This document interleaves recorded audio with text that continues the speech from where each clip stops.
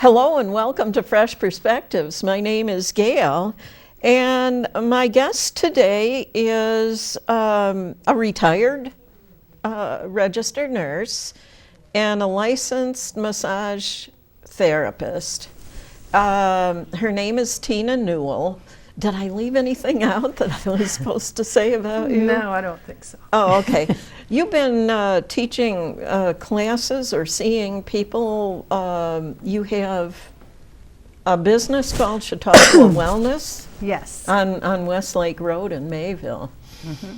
So you showed an interest in being on television so that you could put information out there for people who don't come to you personally for instruction. Yes, I did. And today's topic is going to be on chronic pain management. Yes, it is. Okay. Well, thank you for agreeing to appear on Fresh Perspectives today. Well, thank you for having me. Oh, you're welcome. So, shall I begin with how I came to do this? You could do that. That sounds like a pretty good idea. Okay.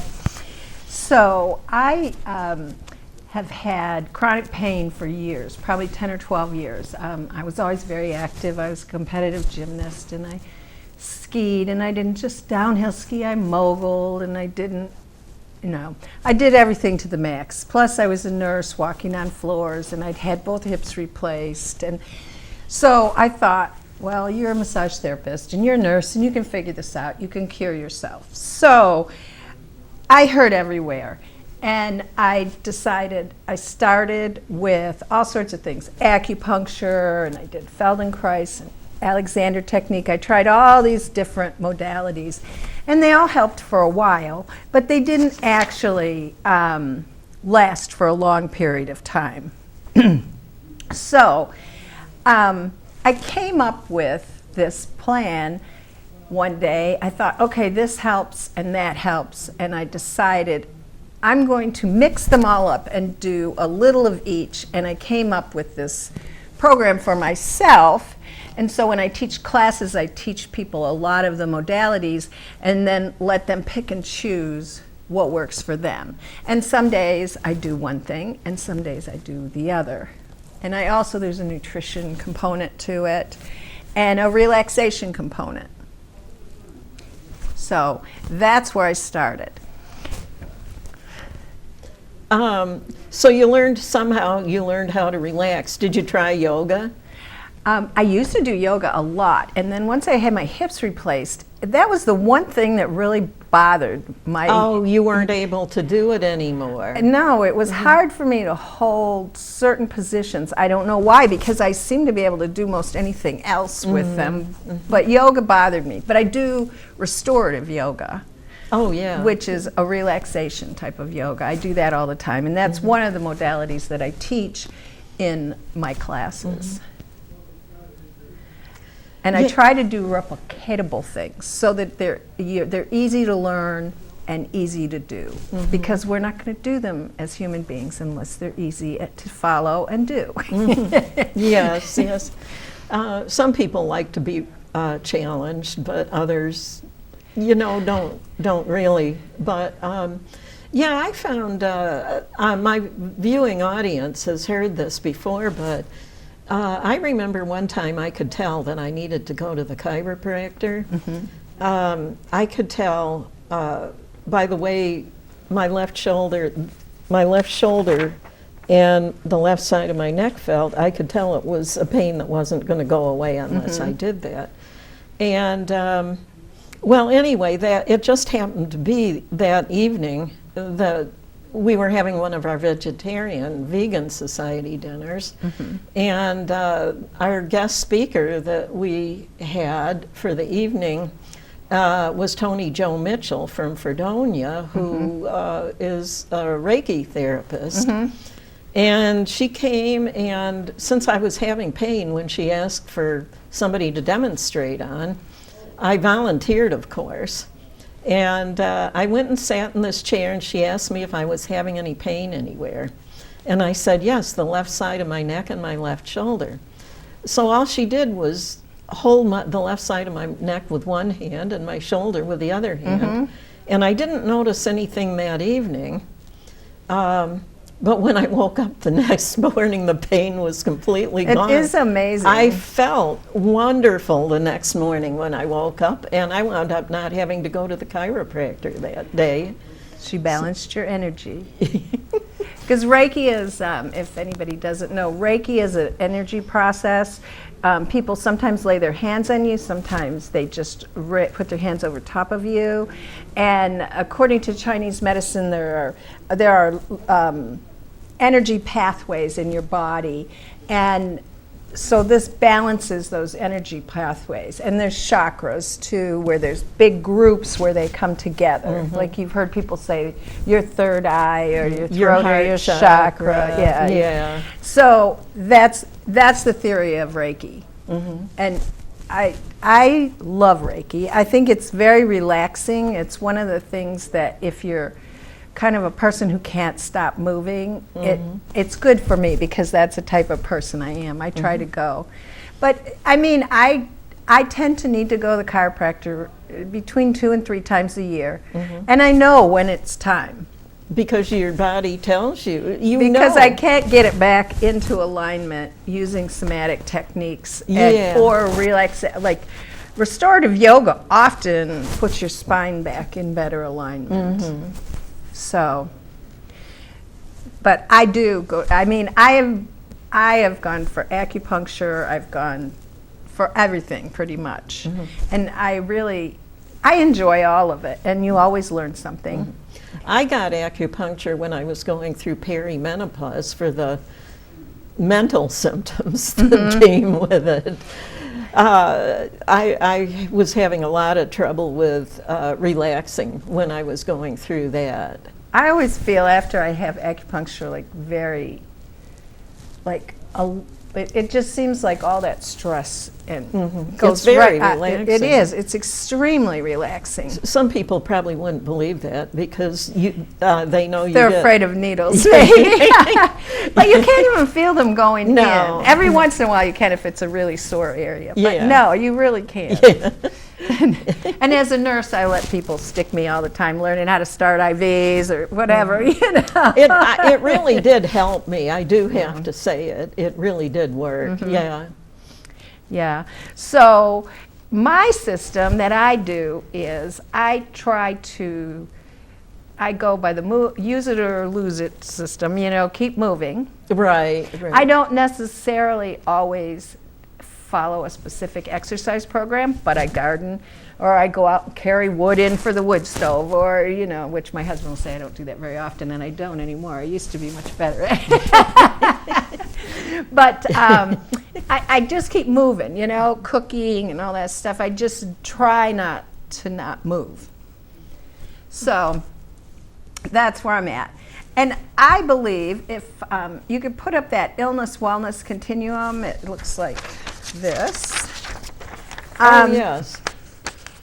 I think that there are... Yeah, could you bring up there it is. There it is. It looks pretty all in color, doesn't it? It is. So there are 2 ways. When you look at our condition as human beings, there's at one end, there's premature death, and at the other end, there's high-level wellness. And most of us fall somewhere in between. And we might have a hypothyroid gland. And so we take thyroid, we take Synthroid or something like that. When we do other things for our thyroid to make it healthier. So you might have a symptom or a problem or high blood pressure medicine. Let's say you have hypertension, mild hypertension, and you're taking blood pressure medication. That really moves you towards the wellness continuum because you're doing something that is helping. I just want to adjust your microphone a little bit because you keep rattling it. Oh, because I'm moving. Yeah. So you can be in a wheelchair and have high-level wellness because you're eating right and you're taking care of yourself and all these things. Or you can be a marathon runner and be down at the other end near premature death. Oh my gosh, yeah. That's what I mean by a continuum. So we have to try to somewhere work towards that high-level wellness. So what I'm trying to do is make people aware, since all of us, part of the aging process is that you really do begin to have aches and pains. And so I would like people to realize that, you can do something about it. Mm-hmm. And part of my system is breath work, and you can do that anywhere. It's hard to, when I work with people, and just when I was trying to do this myself, you only have so many hours in the day, and Right. you have so many chores you have to do, and you have so many responsibilities. So you have to figure out how to develop this habit where you're doing these things. And one of the things the first thing I teach people is abdominal breathing, mm-hmm. which would be a full lung expansion. Our lungs actually can inflate a lot more than we usually use them for. Correct. Yeah. And I think it's really good to be able to do that. And I make a habit of it when I sit in the car and I get to the end of my driveway. I do 2 or 3 big, deep breaths. And if you create a habit like that, maybe you do it when you're, sitting down at the computer or something like that, or do it while you're watching the news or something like that. If you create a habit, then you can do it. So I guess I would like to show people how to do some abdominal breathing. We can do it sitting down. If you put your hand on your belly so you can feel it going up and down, and you take in a deep breath, and it should go into your lungs, and then keep expanding. Your diaphragm will push all that out, and then out. So another one, in,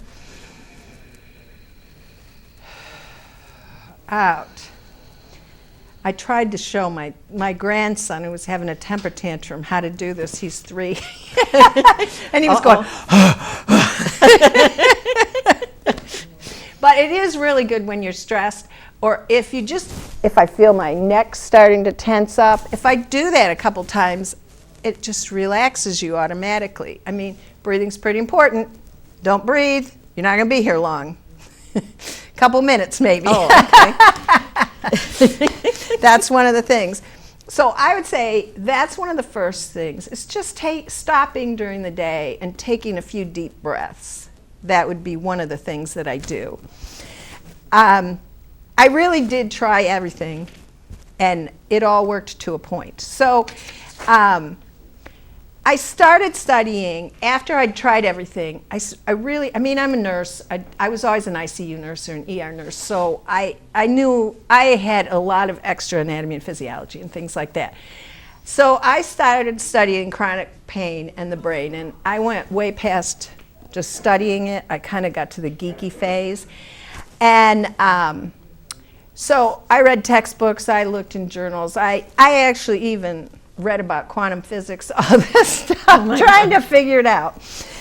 And so this is the inner workings of your brain, the very basic version. So you're going to talk about neuroplasticity, are yes, I am. So the brain needs to be efficient, okay? It's getting bombarded with every kind of everything, noise, breeze, everything. Think of all the things that our brain has to process in even a minute. So since it's a complex organ and it has a huge responsibility, I mean, it's involved in every bodily function, it keeps us alive, and it creates pathways in response to any stimulus. So if you had, say, a broken ankle. If you had a broken ankle and you were hobbling on crutches, think of how that changes your posture. Yes, it does. When I had my broken ankle, over the last few months, I had to go around with a walker on one foot. Mm-hmm. So I remember until the cast came off, and for a little while afterwards, I was having a lot of aches and pains all over my body. Because think of it, you're bending over and you're putting pressure on your shoulders and your elbows and your wrists when you're holding that walker. And then when you start using a cane, you're only using it on one side usually, so that makes you hobble the other way. So what happens is if you do this for 3 or 4 months, your brain created a habit which every time you do that, the habit is, ouch. So if you bend over and you put something on your wrist now, your brain might feel that response and say, it comes back as chronic pain. So it repeats it over and over and over again while you're, and it doesn't have to be an injury per se. I mean, surgery is an injury. There's all sorts of things that you can do. And when I went to Bonnie Pruden, we took these. She's a myotherapist. Well, she's not alive anymore, but she was a really famous massage therapy person. Okay. And she made you take these huge histories, and you ask people, have you ever played an instrument in your life? Because if you think about it, playing the violin, you're holding it up like this. It's a weird. I took from a woman at Chautauqua, Barbara Hoyt. She went through Alexander technique because she was a flautist. And she couldn't play the flute because her neck got so stiff. So she went and learned that technique, and now she teaches it at Chautauqua. She's a really lovely lady. And she still plays the flute. Oh, good. But all those things, depending on what sports you played, depending on what you did all your life, or gardening, if you're a cook. I mean, most chefs have low back pain because they're bent over all the time in a funny angle. Yeah. And the weird thing is, Bonnie Pruden said dentists were her best customer. If you think about the positions that dentists have to get in. Yeah. I mean, they're really twisting their bodies. Yeah, because they spend their whole day leaning over. And in weird over positions, people. too. Yeah. It's too bad they haven't invented a way to do it, without putting that pressure on themselves. So when we injure ourselves or whatever, and we're compensating, we change our posture. And when we change our posture, we create trigger points from injuries in our muscles. And they're not necessarily knots, but when you push on those trigger points, you can release the trigger point and change the pain. And it's pretty easy to learn how to do that. But that's one of the things. So the brain has responded to an acute stimulus. It creates a new pathway, which every time you hit that trigger point or that portion of your body, the pain cycle, it automatically does it. It's like when you drive somewhere and you don't know how you got there. It's the same thing, really. It's the same principle. When you drive somewhere. And you know how you're just daydreaming and all of a sudden you're where you ended up and you don't remember how you got there? Driving home. I try not to daydream while I'm driving because I don't want to have a car accident. Well, I just mean you just get there and you're just like, oh, I don't remember. Well, it's kind of like that if it's someplace you're used to driving Yeah, to. that's what I mean. So if you're doing that and putting pressure on that area, then it's going to cause this pain response to come out. Now, this is obviously very basic way to explain it, but it has created this new pathway from the guarding and the hobbling and whatever. And we have changed our posture and we've created a chronic pain pathway. So you kind of have to change that pathway through any number of things. You can change the pathway.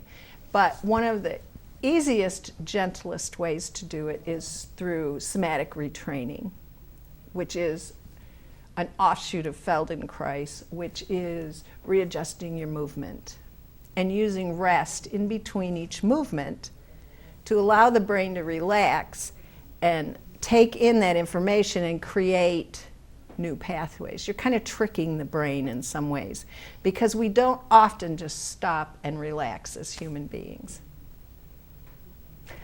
Yes. That's the short version. Yeah.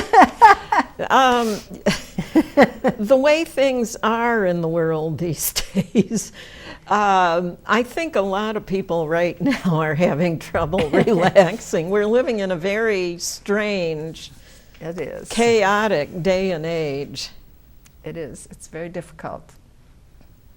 And I decided I was going to try to keep informed but not get upset, because there will be a time when we need to do things. Right now, we just have to kind of let it be, it seems like. Yeah, yeah. So, anyway, it's a lot of tumult, it's a lot of confusion, and it is hard to relax. Mm-hmm. And it was hard to relax before. I mean, we have TVs on us and phones and all this stuff that we've only had for 100 years, radios, all Well, we this. haven't even had the cell phones for 100 years. I mean,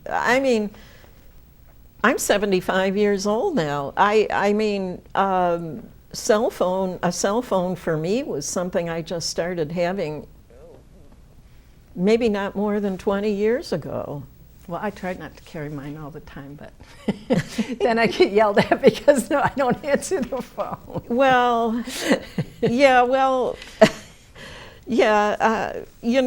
it's kind of nice to have it with you if you go somewhere and your car breaks down or something and you need to get help. So that would be the time I forget it.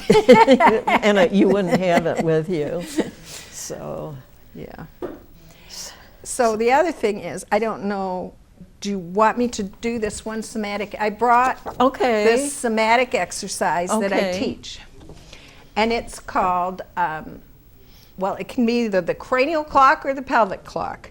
So if you think of a clock and you think there's the center of the clock, and you can do this lying down, and if you can't really lie on the floor and get up easily, you can do it if your mattress is fairly firm. You can do it on the mattress. Or you can do it in a chair. I just find if I'm lying down, I relax better, even if it's my neck or the other. Definitely. So most of us will tweak our lower back, even if we are completely healthy and everything. Every once in a while, we'll overdo it, or we'll start gardening, or we'll do some chore that we haven't done in a while, and whatever. So, and same with the neck. So the cranial clock, if you think of this, the center of the clock is where your nose goes. And if you do the pelvic clock, the center of the clock is where your navel is. So what you do is you just sit there and you go through it. Now, when you do a somatic exercise, the most important thing is to rest in between. We so seldom rest. And by that resting, what's happening is your brain is receiving the stimulus from these slow, gentle movements. And then when you rest, it has time to assimilate the information you just gave it. And most people who have exercised try to do this very strenuously. But it's not a strenuous exercise. It's a very easy exercise. And in fact, they've done studies. If you just think about it and don't move, you will still get some effect. So you don't need to move much. So we're going to go like a clock, and it's kind of odd movements. You go 12 to 6. So I go 12, 6, and then back to center. And then relax. Rest. Just sit and relax for like a few seconds or something. Yeah. And then you go 1, 7. Now I would usually repeat this 3 or 4 times, but we don't need to do that now. And relax. And then it would be 2, 8. And some of these are weird movements because you've not moved your head that way before. And relax. And then 3, 9, relax. So see how little I'm moving. And then 4 and 10 and 5 and 11, and I'm going too fast right now. And then 6 and 12 and relax. And I know I already did 12 and 6, but it's a different movement. And then 7 and 11. I think that one's kind of hard because it's an odd angle. Relax. And 8 and 10 and relax. And 9 and 3 and relax. and 10 and 4 and relax, and 11 and 5 and relax. And then we're going to go around and relax. And then do that 4 times. Each time I do them 4 or 5 times. And then the opposite way. And then sit there, and before you do it, you should say, okay, so identify where your little tweaks are or your little sore spots are and see if it helped. Mm-hmm. And I can feel a difference just from that. And I didn't even really do it. From that little bit that you just did. Yes. And so not only are you doing some stress release here, but you're releasing, I mean, most people carry their stress in their shoulders and their neck anyways. Yeah. So you're releasing that. And I tend to, my back tends to ache at the end when I wake up in the morning. And so I do the pelvic clock while I'm in bed, and I do it with my knees bent and lying flat. And I do this with using my navel and going, just doing, it's really a pelvic tilt is what it is. Okay. You know, I mean, because Okay. you're just going back and forth. You're kind of rocking it. But you're rocking it at different ways. Well, you rarely move like from 1 to 7 or whatever in that angle. So you're actually increasing your range of motion in your joints, and you're relaxing yourself, and you're retraining your brain all at once. Mm-hmm. You know, it's funny what you were mentioning about the pelvic tilt and the pelvic rotation.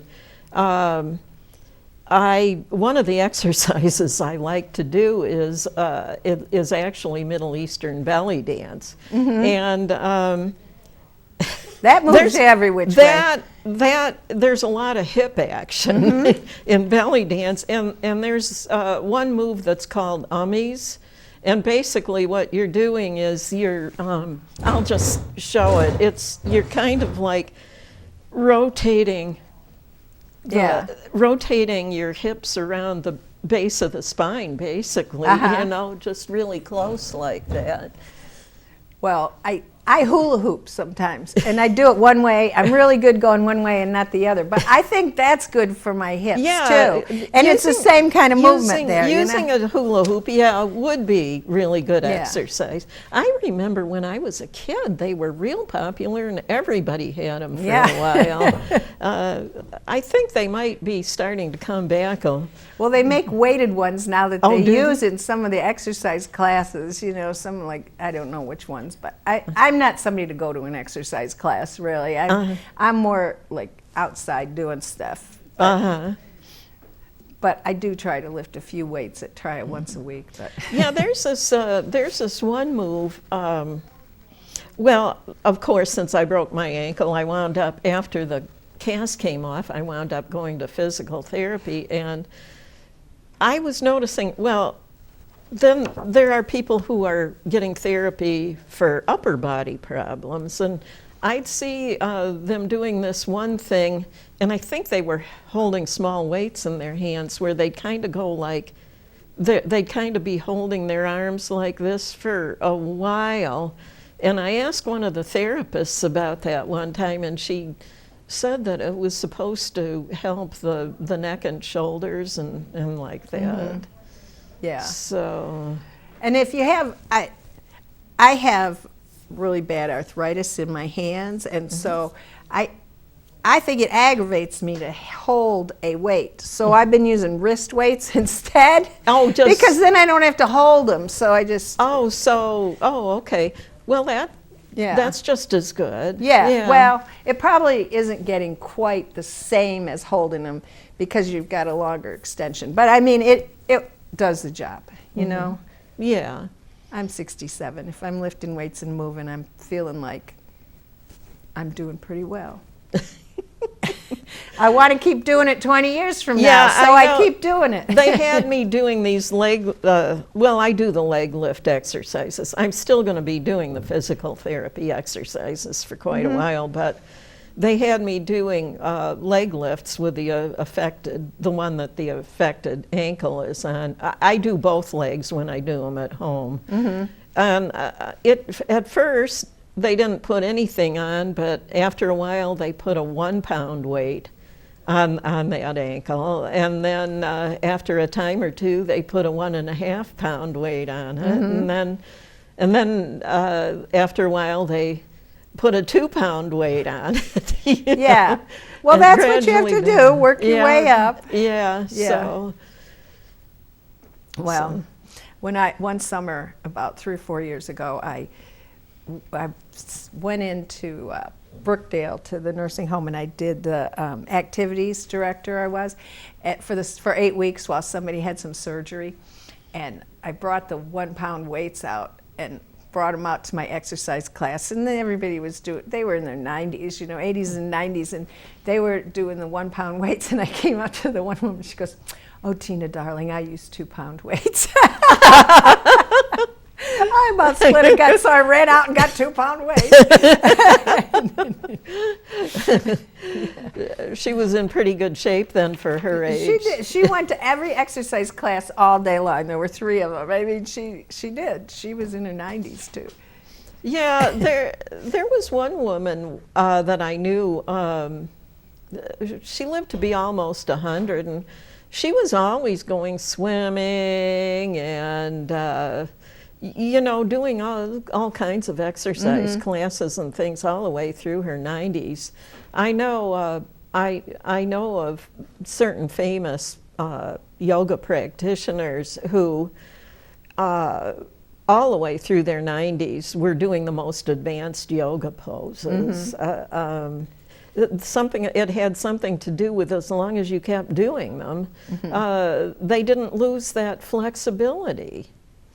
So, well, I have to say, I'm still flexible, but I'm not like I used to be. But I just feel like even if you ache, I get up and I move, I think moving is, and I think in some ways the magazines and all these health people, they always say, oh, you should do this many steps or this much walking or this much exercise every day and this much for your cardiovascular and all that.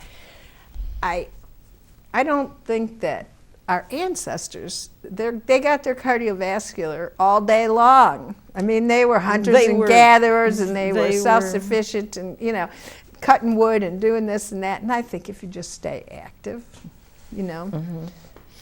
Well, there's certain places in the world, they call them the blue zones and like that, where people are walking up and down mountains all day long and things like that, The interesting thing about that is that they had, all those blue zones, when you read the book, they all had such strong community connections with each other. It was like the community was run really huge family. It was very communally oriented. They supported each other. Yeah, and they got together as a community and they did things. And if you read things about the American lifestyle now, when I was growing up, you did things on certain days, You went to the movies on Tuesday night or something, and you went to church on Sunday, and you did this and you did that. And we've lost a lot of that. I was listening to NPR the other day, and somebody said, I really miss having to leave really fast and go home and watch my TV show at 8 o'clock on Tuesday and know that the next day when I go to work, everybody watched the same show and we can all talk about it, And I think we've lost a lot of those things in our life because we've added all these conveniences, and not that I want to do without them, but right. But I mean, I think sometimes they end up running us instead of helping us. Yeah, I think I know what you mean. Yeah, especially when you spend too much time on your computer or something like that. Well, that'll give you a sore neck and a sore lower back. Yeah. So it's good not to be too dependent on those kind of things, and spend some time away from them. Well, a friend of ours was up here when the hurricane hit in Appalachia around Asheville, North Carolina last summer. Okay. And his wife was at home, and you couldn't buy anything unless you had cash. And we rarely keep cash anymore. You know, none of the ATMs worked. Yeah. None of the cash registers worked. Nothing. You know, because there was no electricity. So if you didn't have cash, you couldn't Well, you know, buy anything. Which I thought I never would have thought that. So now I stashed a little cash away in my house. I know. I like to have a certain amount of cash on hand because there are going to be times, and I realize we're in a day and age where almost all businesses take charge cards. But there's still a small amount of them that prefer not to. Yeah. And so if you want a service, I mean, I know of a hair salon here in Mayville that doesn't take charge cards. They take cash or checks only. I mean, it's a good thing to still, it's a good thing to still use cash. Well, I think that it's interesting that we're fine. Everything works really well until there's a crisis. You know, the whole system. When the electricity goes out or when, you know, something like that. But I just thought that was interesting that she says, I'm fine down here. I'm up on the mountain, so I didn't get flooded. And I have cash if I need anything. And so I'm good. But if you don't have cash, you're in trouble down here right now. Yeah, exactly. I remember there was, it was several years ago already now that I think of it. It was might have been as much as 15 years ago when a tornado came through the village of Mayville. Just as I was on my way to Lighthouse Point grocery store to get something I wanted there. And they were helping. They were letting people buy what they wanted if they could pay cash. And I had cash, so I was able to get what I wanted. And they were helping the customers around the store. They were getting their flashlights out and helping the customers get around in the store to find what they wanted. Do you remember that tornado? Yes, I had. Half the cottages in the country, in the neighborhood, were in our basement because our basement has a roof that's cement. I mean, the first floor is a cement floor, and the walls going up are cement. So it's really a good place for, when we heard there was a tornado coming, I ran around and got everybody in the basement. We had our own little party down there, a little tornado party. That was pretty incredible. I'll never forget it, standing in the parking lot at Lighthouse Point grocery store and watching that thing move out on the lake. Yeah, it was amazing. It was a huge water spout. Yeah, Huge. I mean, it was, I remember, but I was so spellbound at the sight of it, It is pretty amazing. I didn't even think to hurry to run inside the store. You know, I'm standing there, you know, just awed at the sight of it, you know. Nature's pretty incredible. When I was a kid, we were in Hawaii, and we were on Hilo, on the big island of Hawaii. We were in Hilo, and we stopped at this grocery store because they're famous for their donuts. I don't know, in Hawaii they have these donuts things. So, I mean, I was in 9th grade. It was a long time ago. But yeah, my sister was little, and my dad was a very tall man, and the grocery store, everything started falling off the shelves in the grocery store, and he lifted her up and ran her out of there. Was it an earthquake? Oh, yeah. Yeah.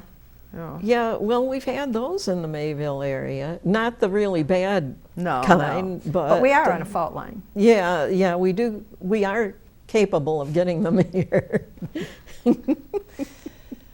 Was there another picture that you wanted shown on the screen? Yeah, we could do that. Yeah, it's this round one. Yeah. So these are all the things that make us human and make us fully fulfilled as humans. If you look at them, this is out of a man, a doctor. Oh, what is his name? Travis, John Travis. This is online if anybody's interested. It's under High Level Wellness, I think is what it's under, Dr. John Travis. He came up with these models. And some of them they're all on there. You can get them. And he has this little quiz you can take to see if every part of your life is working really well for you. And these are the parts of it. So you want to find meaning. We were talking about that. You know, we don't seem to be as communally related, and humans seem to need that community. And then intimacy, having someone that you can tell your innermost thoughts to, communicating effectively, playing and working, sensing things. When you when you start to go hard of hearing, it's really hard to interact with society, and so a lot of people just step back and don't bother anymore because it's too much of a pain. The ability to think clearly, which I guess requires a little bit of educating yourself and keeping track of what's going on in the world. The ability to have feelings and to move. And I think the only thing about this, eating is one of his big things, but I think it's a little dated because he did most of this work in the 60s and early 70s, published it in late 70s. The nutrition part, I think, is the only part that I would say doesn't really hold true anymore. But it's really a lovely website. It's easy to read. You can find a section very easily. And I think that all those things make us a fully functioning human being. So, and I'm here on the movement end of it, I guess. I like the one where it says transcending. Mm-hmm.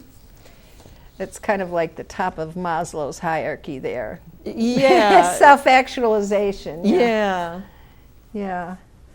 So we have like a little over 15 minutes okay. left. So shall we do an exercise? What shall we do? Some breathing? Have you ever done the Tibetan breath of long life? Maybe, but I don't remember what it is exactly. We have to stand up to That's do it. fine. Okay. Okay. Might lose my microphone. I learned this from I learned it from Dario Waltz many years ago.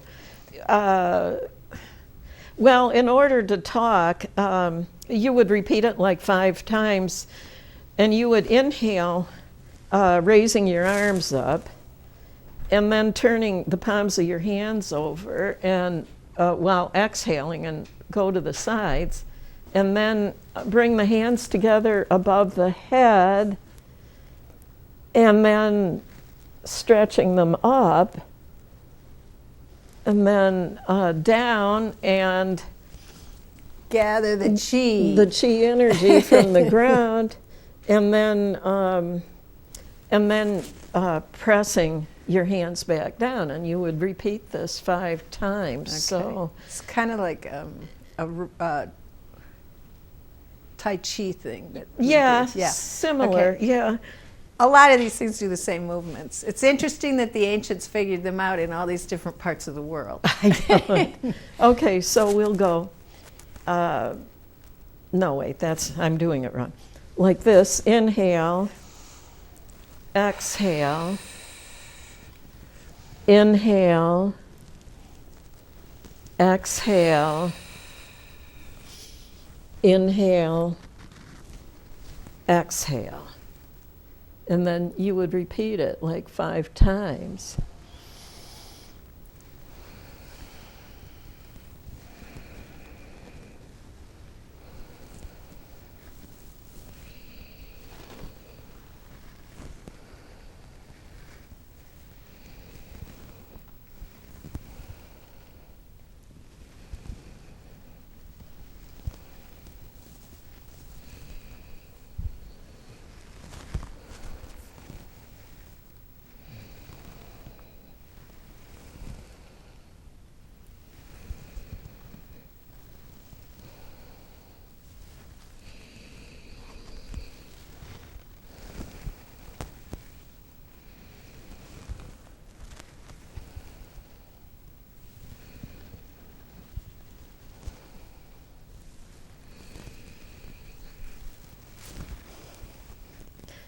And Tibetan, there's 5 other exercises that Tibetan monks do. And they're called the 5 Tibetans. This is just the Tibetan breath of long life. Oh, were you going to do I'm going to show you something that's kind of cool that I forgot all about. Oh. You reminded me. So in Reiki, in Tai Chi that I took this summer, she taught us this one this is supposed to be, I can't remember what it was supposed to do for you, but it is so relaxing. So you just pump your arms like that again and again.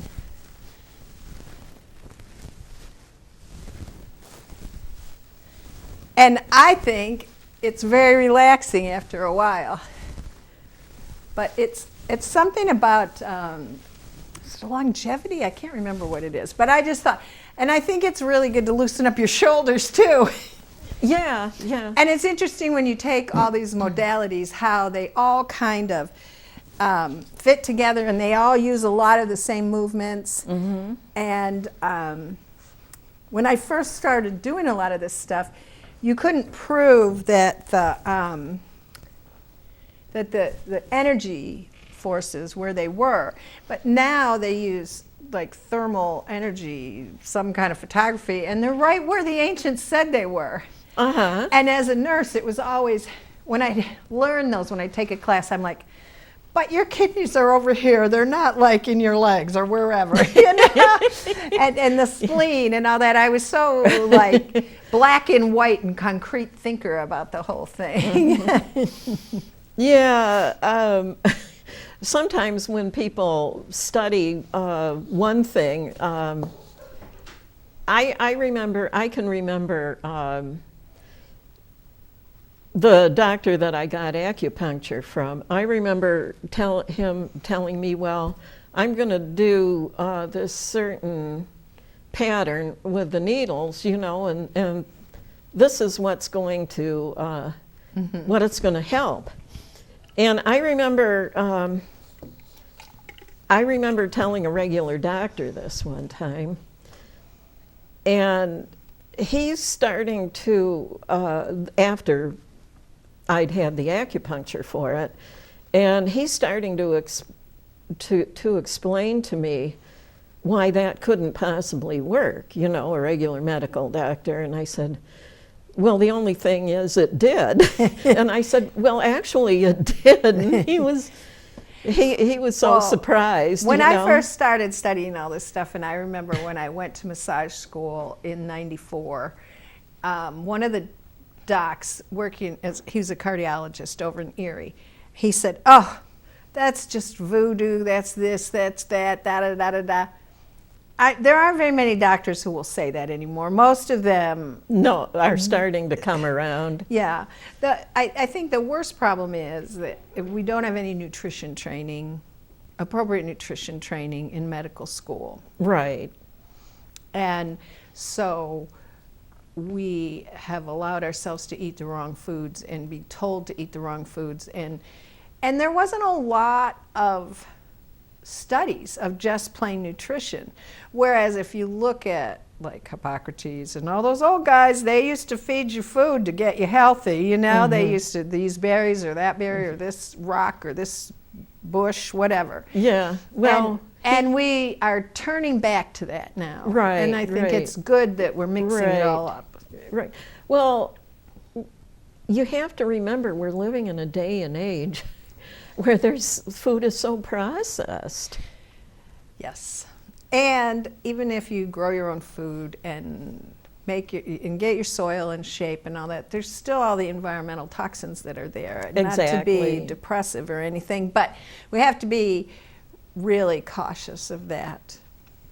Well, you know, for a while there, usually at some time during the late spring or summer like that, we go, our vegan group, we would go with like an herbalist out in the country somewhere or something, and they would show us all these different wild plants that we could actually eat and use for for medicinal purposes. And I remember that they said that we shouldn't use any that were growing within 20 feet of the road because of the fumes from the toxins from the traffic going by.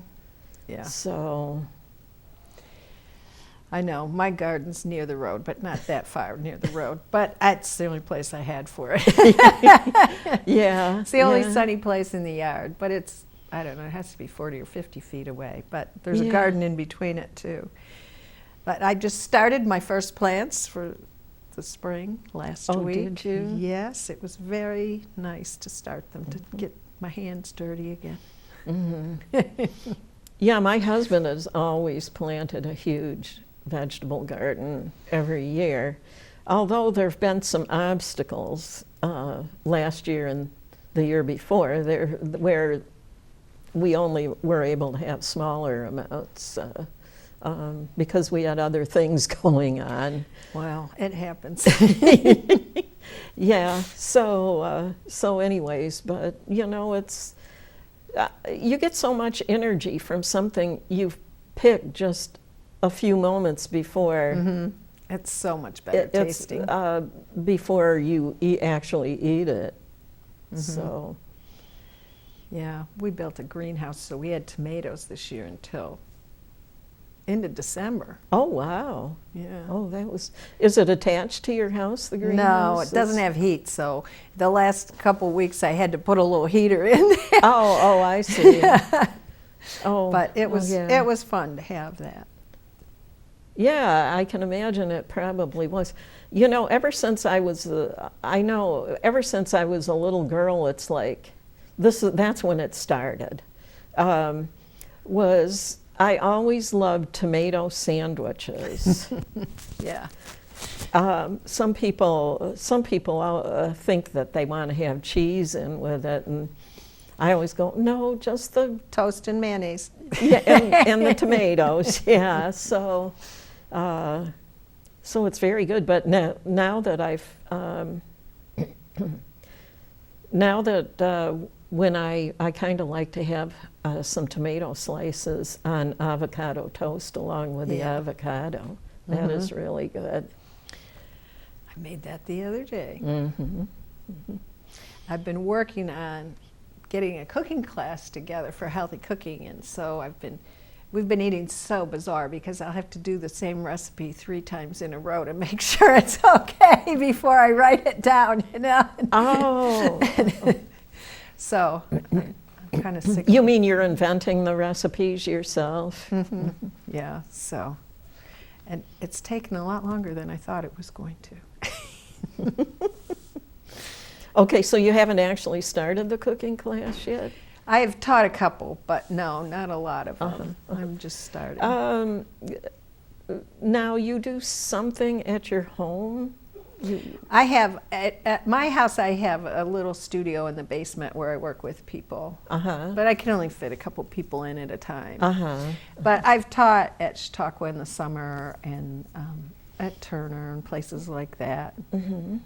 Now, is there a way that people can get a hold of you? I have a website, Chautauqua Wellness, CHQ Wellness, so they can look that up there. Oh, okay.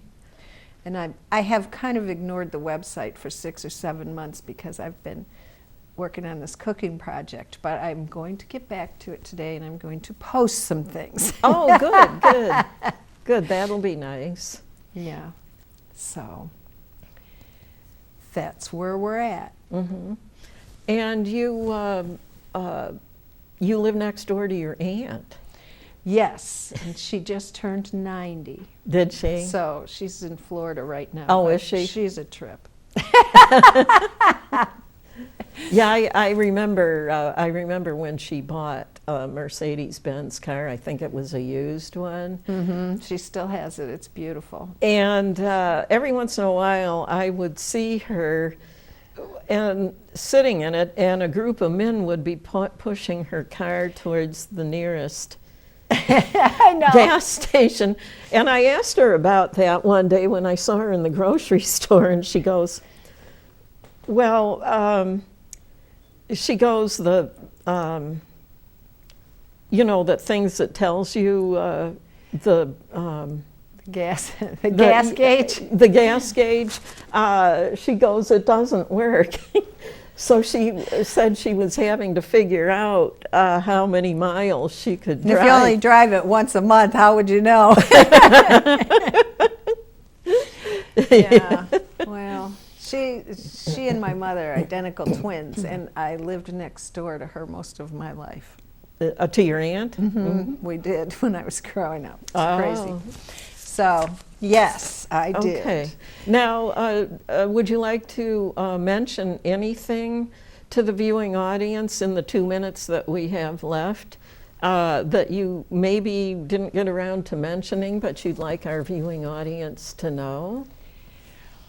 Well, I think that in order to live your healthiest life, I think you need to decide what's the most important to you and just move. And to pick a couple hobbies that keep you moving. Don't...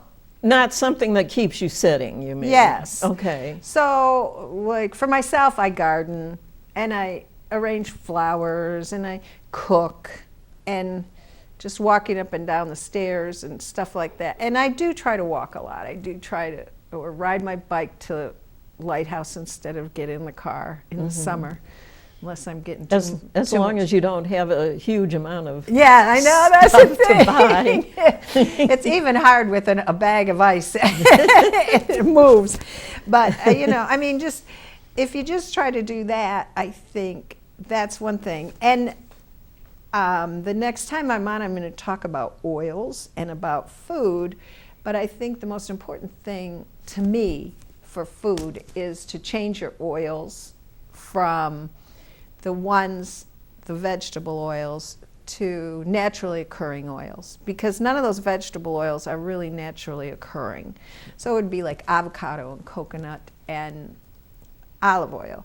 And the way I started teaching this cooking class was I would recommend that to people, and people would say, I don't know how to use coconut oil. I don't know how to use, and so that's how I started, because it is a learning curve to get rid of the other oils and start using them.